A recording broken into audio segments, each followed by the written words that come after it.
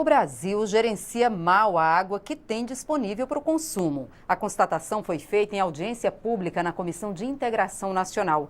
Deputados e especialistas discutiram o alcance e as limitações do Plano Nacional de Recursos Hídricos. O Brasil precisa executar o Plano Nacional e os planos locais de recursos hídricos, que pela lei deveriam ser respeitados desde 2006.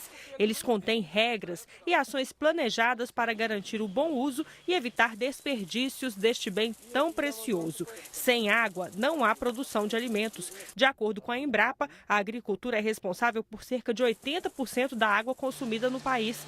E diante da previsão de ampliar a área irrigada nos próximos anos, será preciso racionalizar o consumo. O pesquisador da Embrapa defendeu que haja um planejamento regional, levando em conta as demandas e as condições naturais e climáticas de cada bacia hidrográfica. Não é criar uma cultura de desperdício, mas nós temos que ter isso em mente e ter essa questão de fazer um plano, de repente, considerando as diferenças regionais, principalmente as bacias mais críticas, onde já existem conflitos, elas têm que ter um olhar diferente e tem que ter um monitoramento diferente e tem que ter cenários mais fortes e mais confiáveis. Especialistas foram unânimes em reconhecer que a execução do Plano de Recursos Hídricos tem sido falha. O representante das entidades não governamentais, que integra o Conselho Nacional de Recursos Hídricos, criticou a falta de abertura à participação da sociedade na execução das decisões envolvendo o uso da água. Os planos começaram a ser vulneráveis diante da pressão do poder econômico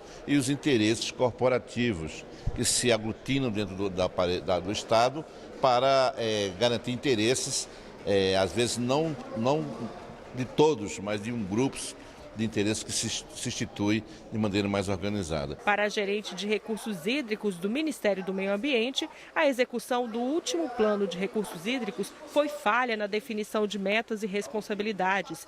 Mas com a reformulação feita recentemente, como é previsto em lei, novas ações devem ser executadas para melhorar o uso da água no país. O plano ele é um processo, a cada 4 anos ele passa por uma revisão. Foi possível que nesse último ciclo de implementação, que é de 2016 a 2020, a gente pudesse realizar uma correção de rumos, definir metas concretas, indicadores, um sistema de monitoramento adequado que facilite a sua execução. Por tudo que a gente vê as problemáticas nas regiões, principalmente mais carentes, Nordeste brasileiro, enfim, a gente queria ter aqui essa oportunidade de ouvir dos órgãos competentes e também de fazer as reivindicações para que esse plano chegue verdadeiramente ao benefício da população brasileira.